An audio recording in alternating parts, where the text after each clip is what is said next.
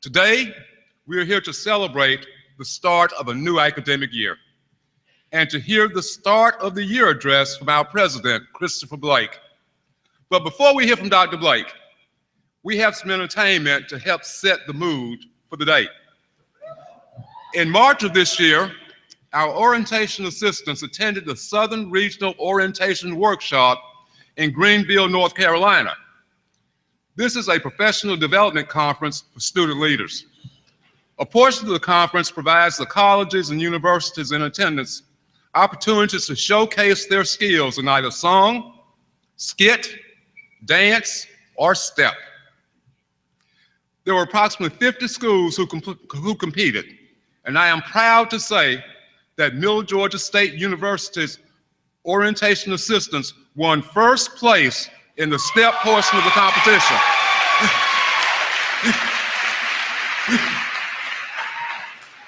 And they're here this morning to show us how they did it. Please welcome the orientation assistants step team.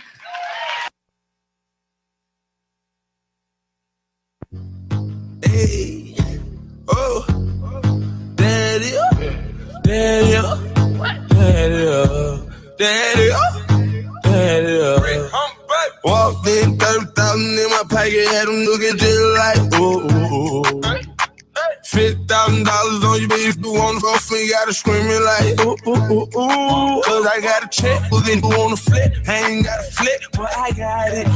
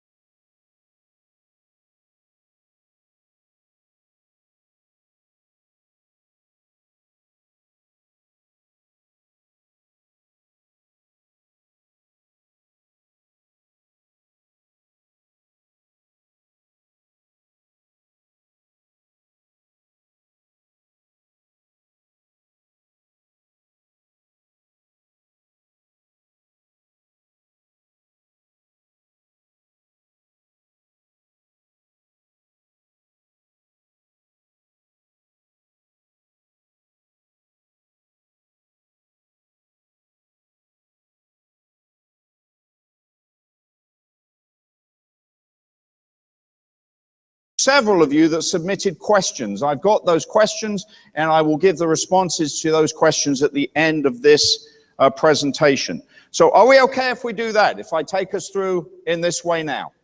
I will try to make sure that we move on to our next meetings with our divisions within the next hour, and that includes a break. So we'll have to keep our foot down on the pedal. Firstly, I'd like to welcome you and thank you for being here.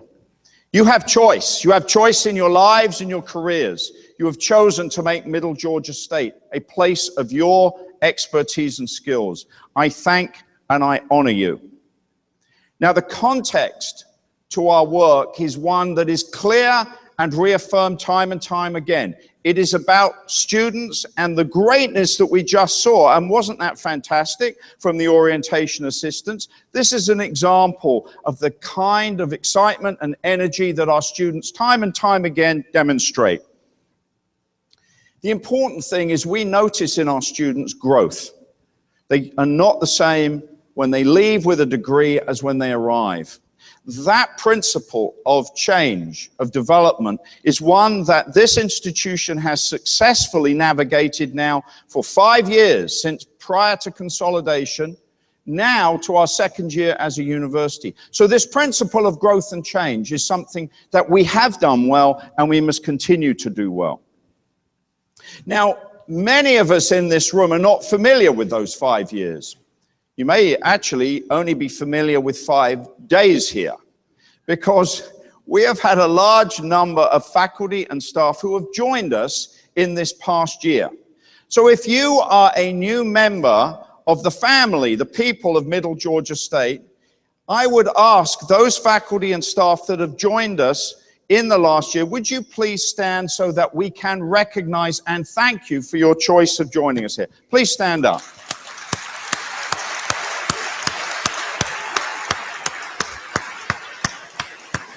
Thank you. And as you know, we are an academic institution, and the chief academic officer is the person that is tasked with making sure that our academic mission is front and first at Middle Georgia State. I am delighted to welcome personally today our new provost, Dr. Melanie Hatch, who has come to us from Penn State, Du Bois. Melanie, would you please stand and be recognized?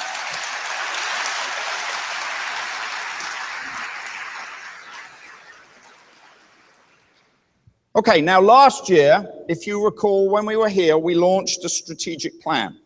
And I'm going to be the first to say that that plan has really been addressed and with some notable successes. But I also feel that we have not done a great job at sharing those successes, at tracking those successes, at showing the data to support them. And that will be a major theme that I will come back to a little bit later. But we were ambitious. And I've got here a green pen because it's easier to see. We had 47, I'll hold that in my hand, I'll just keep it. We had 47 strategic initiatives. We have accomplished or begun all of those, and some of them we will be continuing this year. But as president, that is an awful lot of change management to address in 1 year. And it is my hope that this year we can identify less, but fewer more important initiatives that we all agree need to be tackled as we go forward. There's a quote there from Churchill: the price of greatness is responsibility. If we do aspire to being a great university in the way that our students expect us to be a great university, then we are going to each be responsible for that. And we're going to need to define what does that mean in terms of my work and my priorities. One of the themes that we need to understand is that 15-16 had some extraordinary change and some wonderful change, and none was greater than this. And I am proud to be able to share with you and to thank you, especially the faculty in those schools that navigated this change, that we this summer were officially approved by SACS. And no matter what the Board of Regents and the USG says, we know we need to get SAC's approval for it to actually be living in the national market. SACS this June approved us as a level change to a university, able now to deliver on 4 graduate degrees, two of which have already started, 2 of which will be starting next winter, and all of which have exceeded our enrollment expectations. This is huge news. Congratulations and thank you, especially to Kevin Campwell.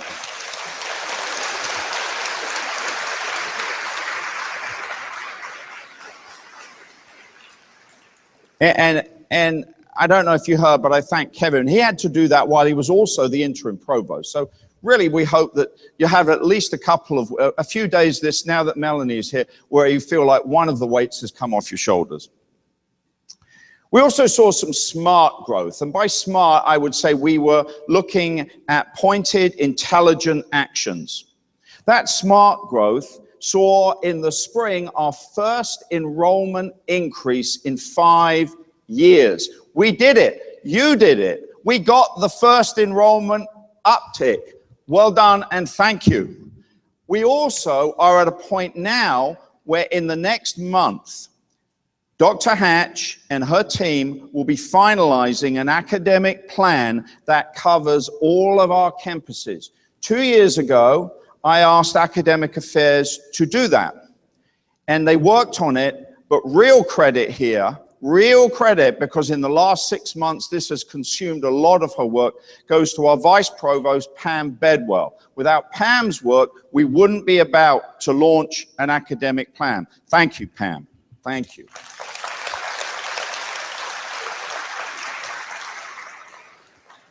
Many of you are involved in facilities master planning. That is going on as I speak. We have seen an increase in our telepresence, our hybrid, and our online courses. Yesterday at lunch, I met a delightful server. She's doing our business degree online. She says it's wonderful, and she loves the fact that she can work at weekends and in the evenings.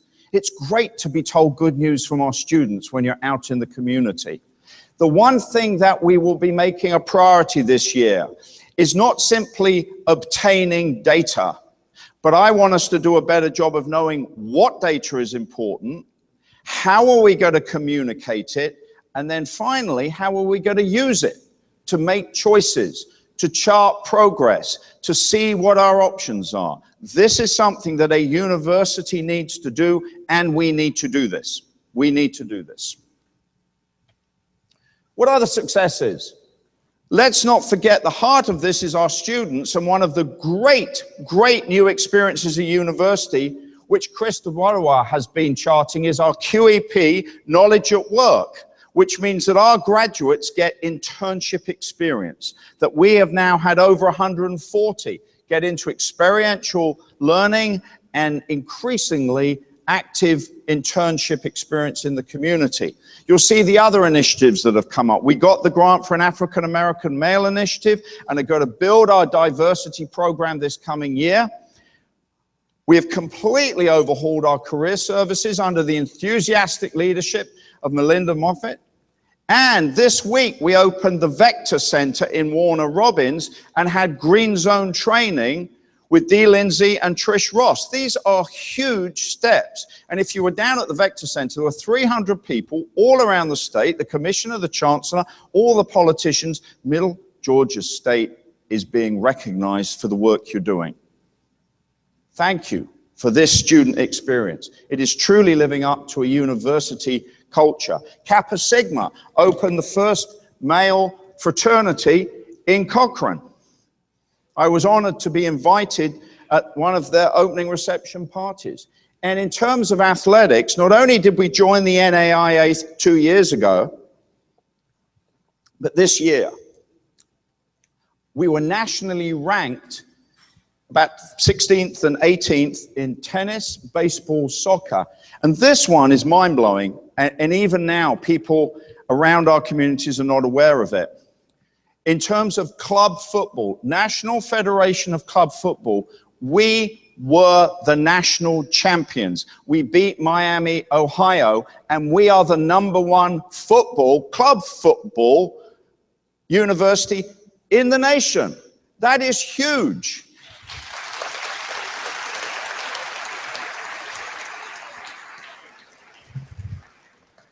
Hey, do you mind? Be honest. How many people didn't know that? Put your hand up if you did not know that. Yeah, about a third of the room. A third of the room didn't know that we are the club champions. It's extraordinary that we have got so many diamonds in the rough that we are not getting out and sharing. And I'll come back to that. Those are the really ominous words in any address. I'll come back to that later. You know, no one thinks, no, deal with it now and then don't deal with it later. I'm very glad to say we can now license Middle Georgia State paraphernalia like T-shirts, sweatshirts. You can buy them now. So you don't just have to see Mercer Bears everywhere. Because of Frances's work,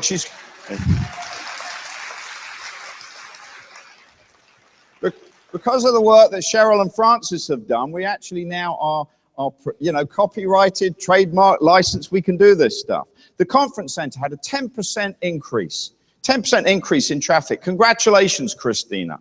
We're so glad. And Albert Abrams and I lobbied and were able to get our legislature to believe that we, as the only 4-year public aviation and aerospace program, incidentally on aerospace, about to launch stuff to the James Webb Telescope 100 million miles out of space next year, because of the belief that our legislators and the governor has that they want us to stay as the only aviation and aerospace school. We got the first of what is a 3-year set of money that we're going to be lobbying for. We got $4.2 million for new aviation aircraft. And thank you, Dean Aidan Clark, who actually was going to we would go down to Dublin for an early morning breakfast, but he was kind enough to tell me the cloud was too low for the helicopter. So I had a couple of extra hours that I didn't think I'd have. Dean Clark, thank you so much for what you and your aviation faculty are doing to get us a statewide presence as an aviation and aerospace school. Okay. What other successes? Now, this is a success that's tinged with some patience. For 5 years, our faculty and staff had not seen any increases in pay. There had been the Carl Vincent study and some adjustments, but there had been no increase to base. The governor did approve a 3% merit-based increase, and we were able to implement that. That is not enough. That does not begin to address 5 years of inactivity.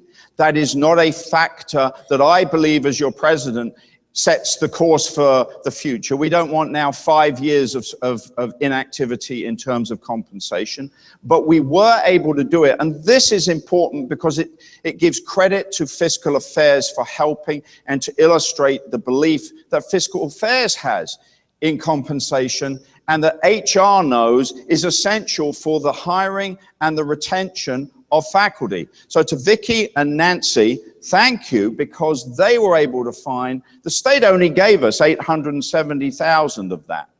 So the governor promises 3%, but then says, we'll only give you 2%. No, really, that's how, but don't quote me on that. But that is exactly how it works. The university found another $250,000 to make sure that we did honor that 3%. And I want to stress two things. I think that's a commitment, but it is not enough. It is not enough. And it is my hope that Governor Deal will continue to say that the hardworking faculty and staff of the university system should be rewarded this coming year. I do congratulate Albert and Michael for launching the Staff Advisory Council. And I'm also going to say this isn't really something to celebrate, except to thank that we didn't have it. Those of you that have followed the news this week from down in Albany, or Albany, however you want to say it, will know that, and it's actually a serious and unfortunate, they have had to eliminate 110 positions this week. They've actually done that by about half of those have been simply, they've cut vacant positions, but they've also let about 55 employees go. I don't know if you've been aware of that. What I can say to you is that the reason behind that is that Albany and Darton have seen a 25% drop in credit hour production in the last 5 years. Ladies and gentlemen, so did we. The two institutions of Macon State and Middle Georgia College were generating more credit hour production. We went through a 25% drop in credit hour production, like Albany and Darton. But it is to the credit of HR and to Nancy Stroud that they have been able to accommodate that with 0 layoffs and 0 furloughs. And I think we all should thank that we haven't had to make that kind of cut. It's not pleasant. It's not something that we can say, oh, great, we didn't have cuts. But it's real lives, real livelihoods, and real work. And I give you credit, Nancy, that you were able to help us do that.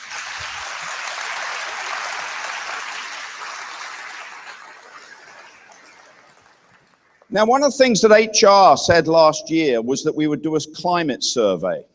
And in the next month, I want to use that climate survey with you because I'm going to show you a bit of it today. And it was faculty and staff, and I thank the 353 people that responded. 353 of you responded. And it's about what's it like to work here. Now, on Monday, my senior team and I will be looking in detail at it. And then we will be deciding how best can we use this with our faculty and staff to make some informed choices about what we need to do better. I could have gone to that slide now, but I'll go to this one. I want to show you something from the faculty and staff survey in a moment. What I will show you is why it has been an achievement to be able to keep going and to make change and be a university in the current economic climate. This is a chart of our revenue. And this is important because I shared with Congressman Sanford Bishop this week, we are the most affordable university in all of Georgia. That is very good news for our students. For the students that were out here doing such wonderful entertainment earlier, I'm really glad they can get a 4-year degree for less than $20,000. If they went to Clayton State, it would be about $32,000. That $12,000 is a large amount of money. I only use Clayton as illustrative. They're the same as the other state universities. But the trouble is, it means we only get 66 cents on their dollar. Imagine in your private household budget, if you only got 66 cents for the dollar that you thought you were going to get. That is the reality. And I am going to predict that the political environment of the system will mean that the university system is likely to not have any increases this year again.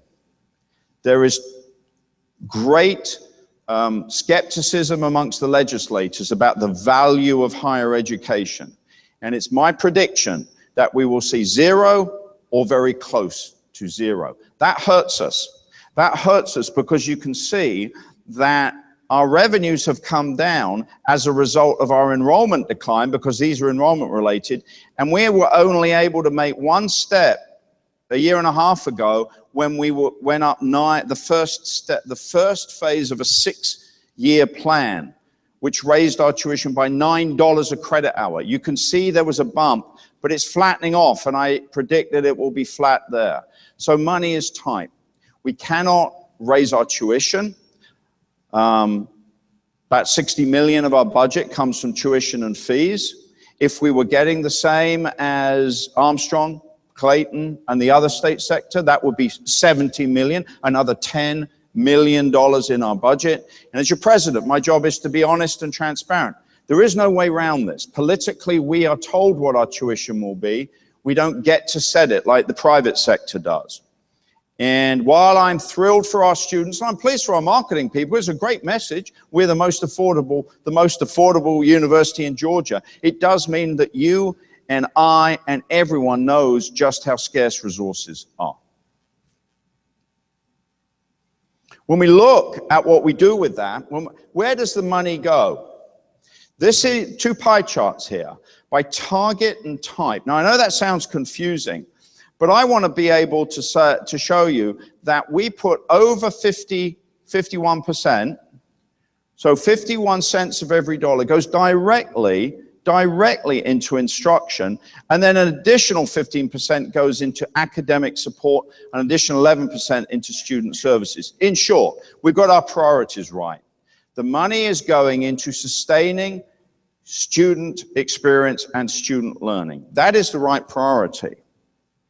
When I look at what that means in terms of, well, how do we divvy that up? Here are salaries and benefits. We're still spending about 84 cents in every dollar on the livelihoods that you deserve, that you need to sustain, that put food on the table, that allow you to live lives and support your families.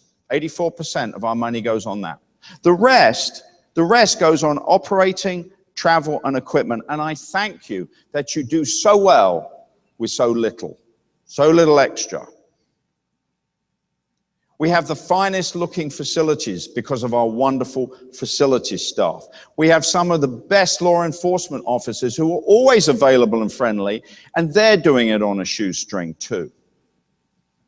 And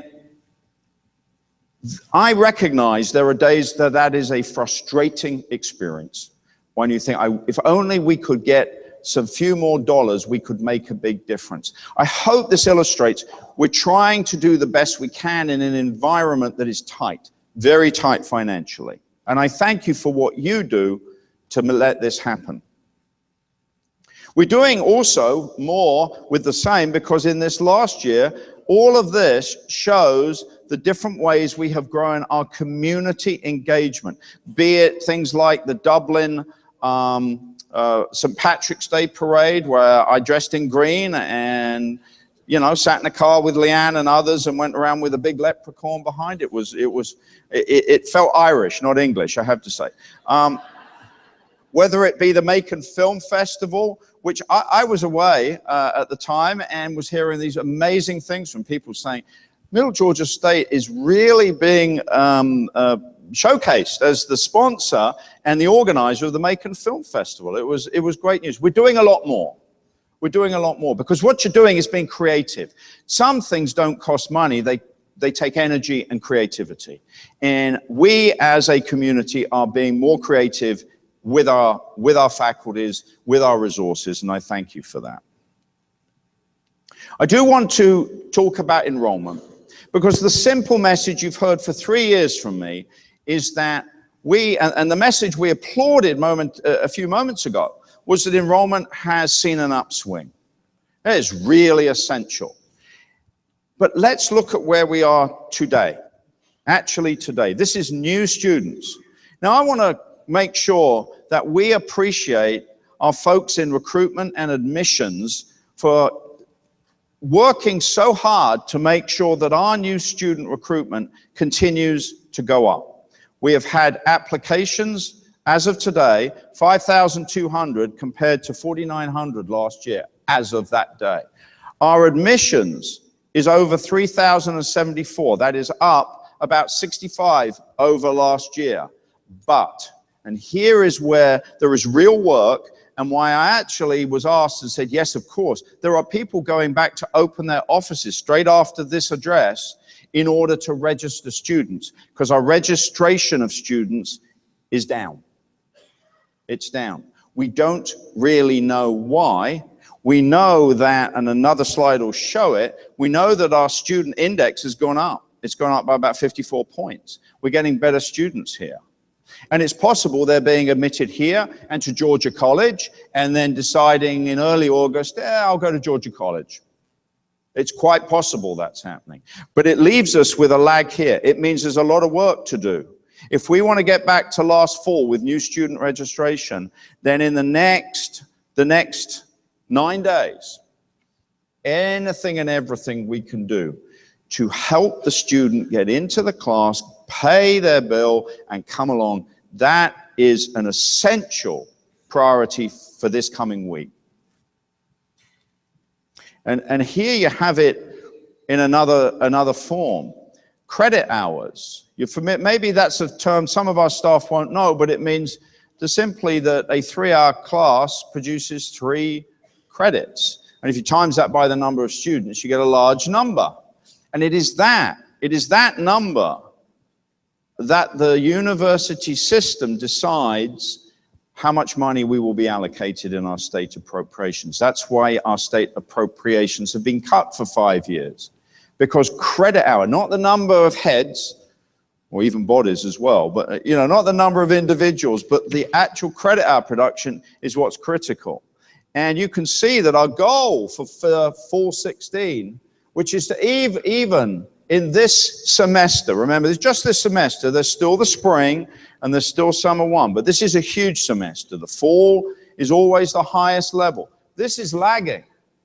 We're over 1,200, well, slightly under 1,200 behind in terms of credit hour registration. Now, there's still spring, as I said, and spring is increasingly vital. Spring accounts for about 40% of that state appropriation formula. So it's huge, but not as big as fall. Are we clear on that? I'm sounding like the teacher, aren't I? The president. Do you understand what I'm saying here? This is a very this is keeping me a little bit awake at the moment. We'll close that gap, and we've got 9 days to do it. 9 days to do it, and we won't do all of it, but we'll do the best we can. We'll do the best we can, because if we can match or be very close. Remember last spring, we saw an uptick. It was an increase. So let's go for that again in the spring. For now, let's try and get as close as we can to this 82,749. If in the back of your mind you think 83, that'll be really good. You remember that, 83. Okay. I talked about the survey, the faculty, staff, climate survey. I'm going to be candid about one of the pieces that on Monday, my senior team are going to spend time looking at.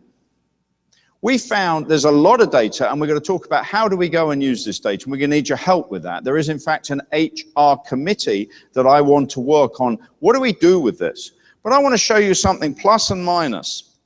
And as president, as your colleague and president, I'm going to own what I'm about to show you. I'm going to ask for your help in rectifying it. The community reported, and there's lots of numbers here, but I want you to understand this word here, positive. Job satisfaction. I was very gratified to see that 72% of our employees said they had a positive view of their job. Our benchmarks in the survey, all of the Carnegie Masters institutions, pretty similar. We're only 2 points down on that. So it means a great deal to this community that job satisfaction is broadly experienced here at Middle Georgia State. Now, of course, I'm not happy that there are 9% of us that feel very negative about our job satisfaction. And it's our commitment to try to rectify that. But at least we know that we're heading in a direction that is similar to our benchmarks. Now, I want to also congratulate David Sims and his team, because our facilities, they benchmark even higher than our peers. 74%, 3/4 or 3/4 of us feel that we have fine, contemporary working environment and facilities. Thank you. Thank you to all of our facilities staff for giving us such a great environment to work in. You're doing a better job than the national average, and that's something we can be proud of.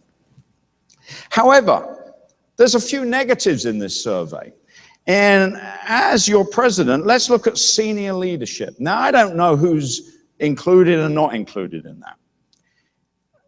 That matters less to me than the category, because there is senior leadership at this institution.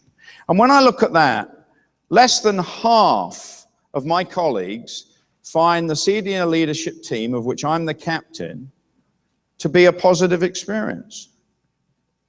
1 in 4 have a very negative view of the senior leadership team.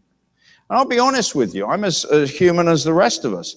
When I drive home, or when I get up in the morning and didn't read the memo and put a tie on like this morning, I don't want to be a president of a team and a captain of a team which is not trusted or not felt approachable or not felt somebody that you would respect. That isn't a professional daily goal. I want the opposite. I want to think we're buying in. There's no point in calling yourself a leader if people aren't following. If they're not following, you're not a leader. So I'm going to spend some time on Monday with the senior leadership team about what are we finding in the data that reveals that. Look at this. This is it. And by the way, that benchmarks 13 points lower than the national picture. So I can say with full transparency that we have less confidence in our senior leadership team than other institutions do. And as your president, I take that seriously. And I'm going to do my hardest to try and understand it and redress it. I'm going to need your honesty and help in doing that. When we look at relations between us all, it's not just seen as just between faculty, staff, and administration. When we look at relationships, 45% have a positive view, 21% a negative view, and we're 15 points below the average. So this survey that we did is hugely important to me, and it's going to define something of strategic importance for us in the coming year. Take a quick look at the bottom there. Really nice stuff about supporting the university mission and the department, but this troubles me deeply. Decision making. We all have to make decisions, and nearly half of our employees said decisions are not made on the basis of the values of this institution. Would you agree with me that this is important enough that we spend some time getting to the bottom of this and trying to figure it? Thank you. Will you help us do that? Because we can only do it collegially. It can't be a top-down fix. It's a holistic fix.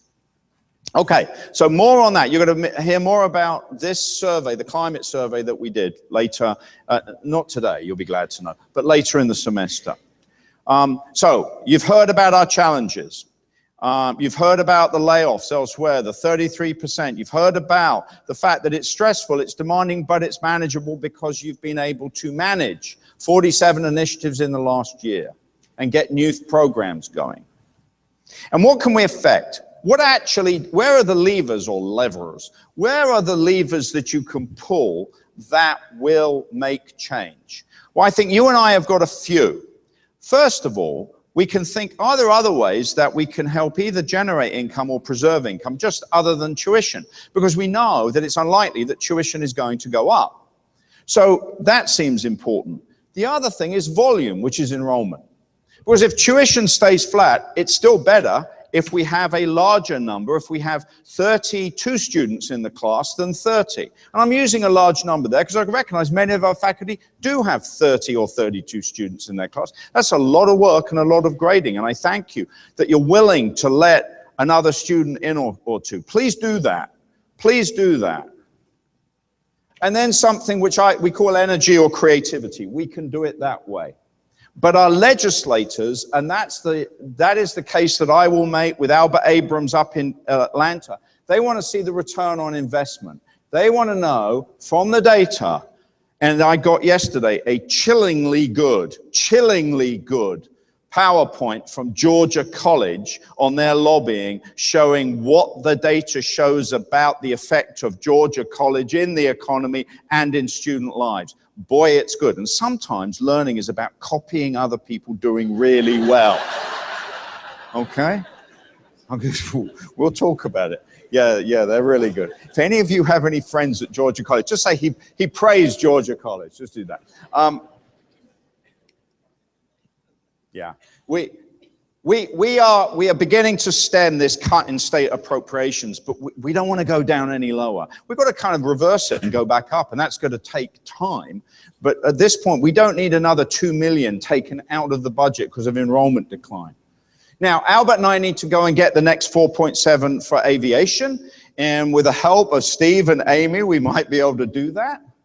And our advancement team is just starting a greatness campaign and has the goal of $2.6 million new dollars from philanthropy, as well as 900,000 in the annual fund. And we can do that because Raymond and Beth and their teams are committed to getting our philanthropic name much bigger than it has been in years. So thank you, Raymond, for what you're doing to make extra money come in that way. But I say this each year, but I hope going through the detail again helps understand. This is what's critical. Now, I do want to celebrate the fact that our admissions and recruitment folks have managed to get a higher freshman index this year. As we move towards university standards, it's important that we get students whose indexes raise the bar as a university as opposed to a state college.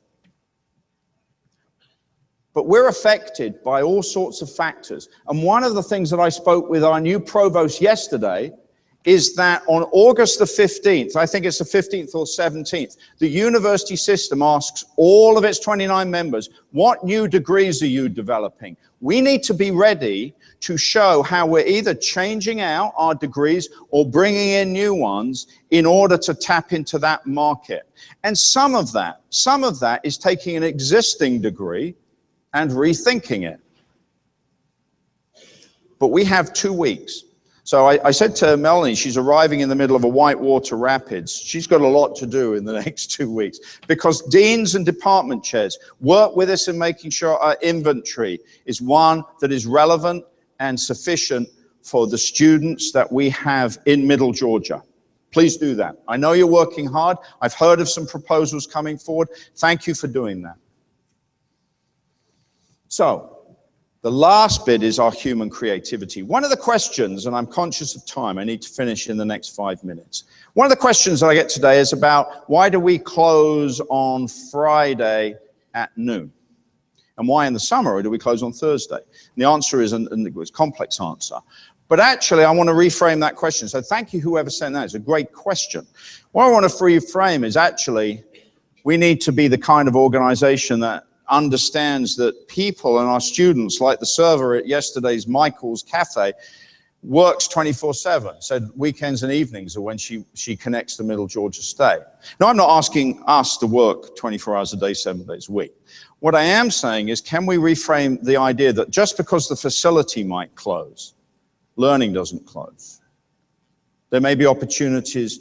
20% of our courses are online, thanks to the IT and the excellent work going on in business and other areas. And actually in the liberal arts, there's a lot of online liberal arts classes. So let's rethink that. What would more students mean for us and how do we do it? And it's that flexibility and agility.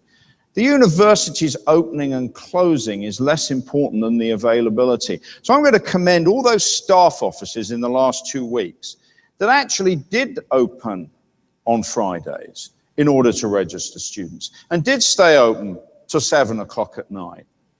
Because they did that because they and their supervisor believed we need to be available. The university closed, but the offices stayed open. I'm saying that that's a selective good idea.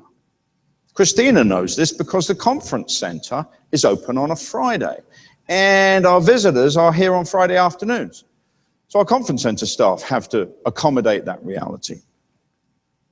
The final point here that I'd want to say is there's a phrase I've used in my career. I heard it from Elon University. Elon was about to die in the 1980s and is now one of the private institutions of choice on the East Coast. It's in North Carolina.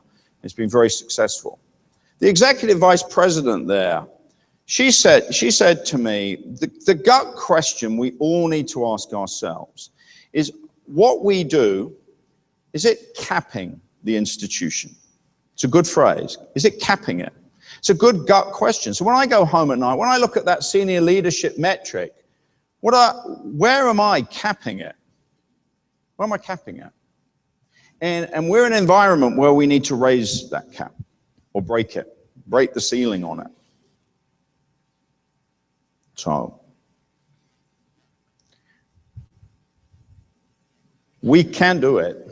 We have the people to do it. When you look at these successes over the last, these examples over the last a year, it's stunning. I had an amazing psychology student from Brazil come and see me in office hours. And I will go on holding office hours even if I have a long line or a short line.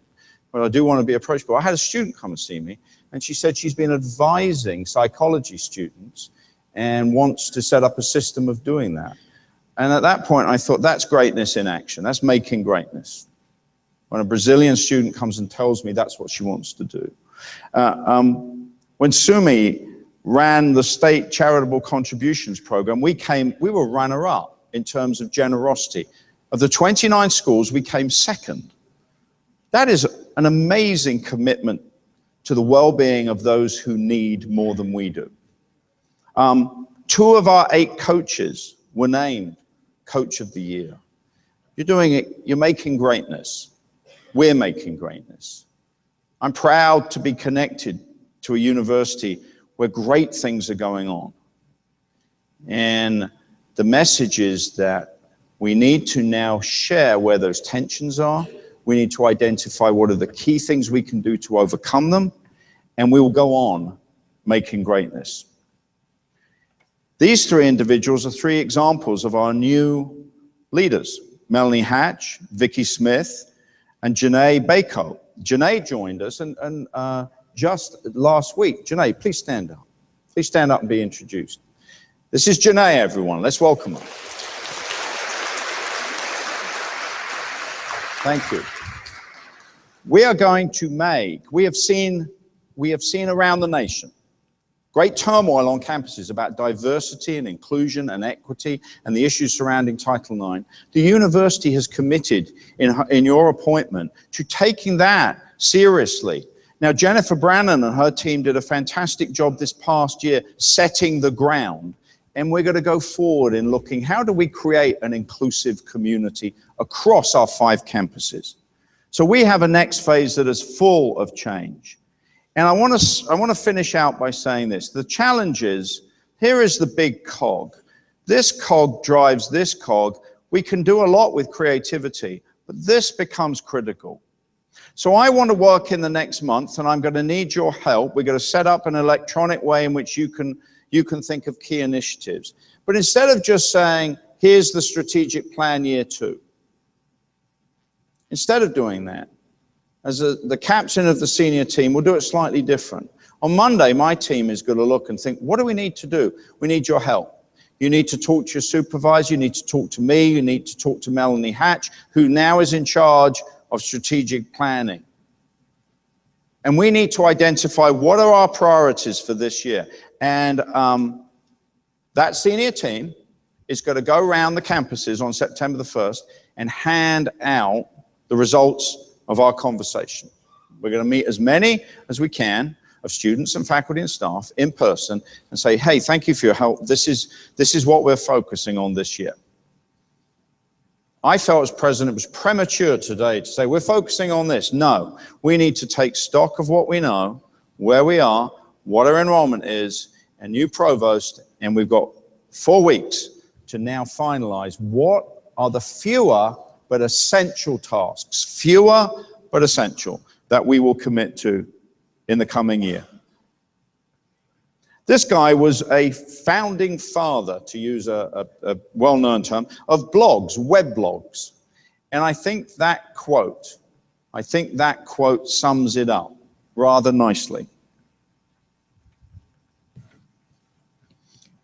He uses the word better. I like to think our word is making greatness. We've been making it, and we are going to make greater things happen this year. And it's about that, step by step. The reward you're going to see now in the very short video that I finished my presentation with, and then we'll deal with the questions. But for now, I thank you for being here. I thank you for your trust in the Middle Georgia State community. I would like, as your president, to build an environment where we pull our energies together and not in separate directions. And I look forward to working with you to that end. Thank you so much for being here.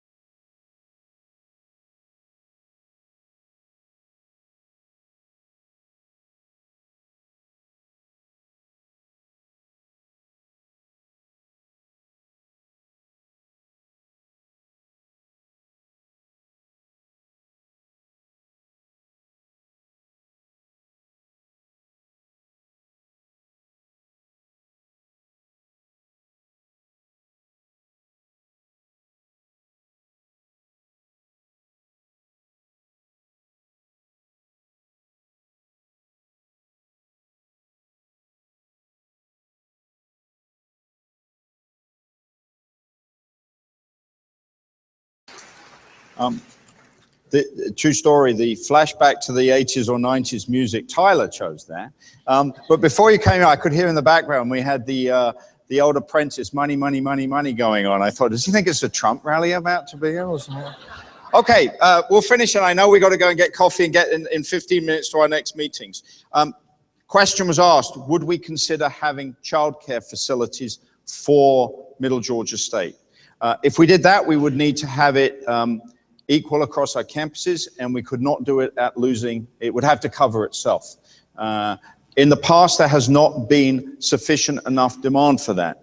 But in the opportunity for HR to look at that, certainly if there is a case, a proposal, a plan, it will be looked at. But at the moment, there are no plans for it. There's not been sufficient demand, and it could not be done at a price that the university was investing into that. There was a question about opening, and I think I've dealt with that. If you got more questions about the time that we open and whether we should be open on Saturdays and that, I'll be happy to come to our office hours and we can talk more. My view is this: we need to be philosophically ready and available across the calendar, but the opening and the closing of buildings themselves is something separate. So I hope that as we get into an adaptable, a varied way, that there will be different practices that allow that accessibility to our students. Will we have a Macon second residential village? We hope so. But I do actually want to thank Residence Life for packing Cochrane in the last year. Well done, Jennifer and Brian, in getting an increasing amount of students in our Cochrane facilities. We have gone from woefully underpresented there to now being at about, I don't know the percentage of occupancy. What is it? Pretty high. Now that's, there I rest my case on data. So need I say more? Pretty high. Yeah, it is pretty high. But we do want one. The university system has suspended temporarily the plan for what's called the P3 second stage. We would be in that next phase. We're waiting on the go-ahead from the system, and then we would be reviewed for having a second residence facility here on the Macon campus. And do we need it? Yes, because we fill out the village, University Point, completely. So absolutely, it's a priority for me, it's a priority for Nancy Stroud, it's a priority for Brian and for Jennifer, and we need this to happen. So do what you can to persuade the system to reinstigate phase 2. And question about non-payment and kicking out of students, and the fact that we have this push-pull at the moment, where we want to register them, then we kick them out because they haven't paid. We'll look at it, we'll hear it, we know that it's frustrating, but there are first of all rules from the USG on what we can and can't do. And secondly, we actually find that by saying you're not going to class, they do pay. Last week's tuition and fees that came in was $2.1 million, last week. The takeaway is that our students, and maybe across the country, they're all doing it so late. The idea of the 1970s where you'd know 6 months in advance where you were going to college, that has long since gone. They're making their minds up even now. So if you're out this weekend at Walmart, persuade a student to sign up next week. No, I mean it. Really persuade a student. I've got one at Publix that I keep trying to persuade to do it. There was a question about Warner Robins and the decline in enrollment at Warner Robins. What I want to say is I don't want Warner Robins to be treated any differently from any of our campuses. I want to make sure that, first of all, we understand that some students travel to other campuses and they're still technically registered at another campus. So there's some student mobility here.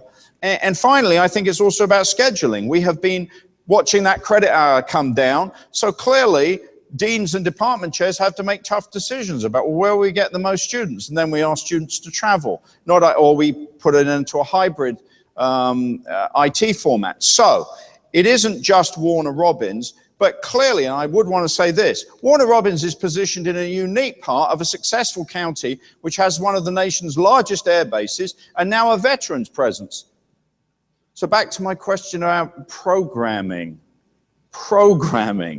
There is a mine of opportunity in Warner Robins and around this state. Dublin is similar with all of the logistics stuff, huge logistics developments going on in Dublin. I didn't mean to use the word huge there because it did sound like money, money, money. I know, I realize that.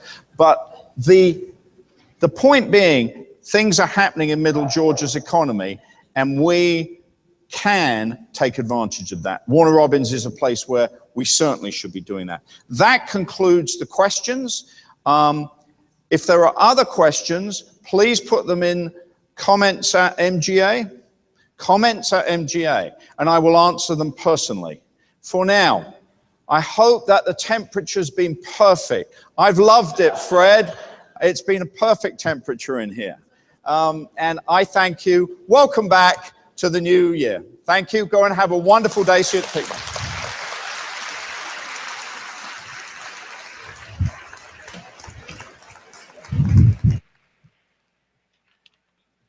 The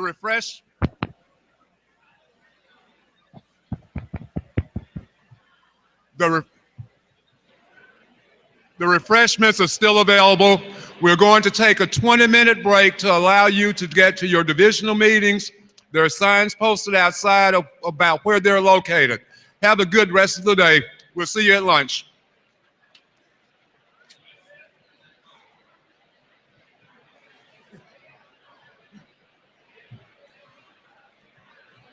Well done, sir. Oh, thank you.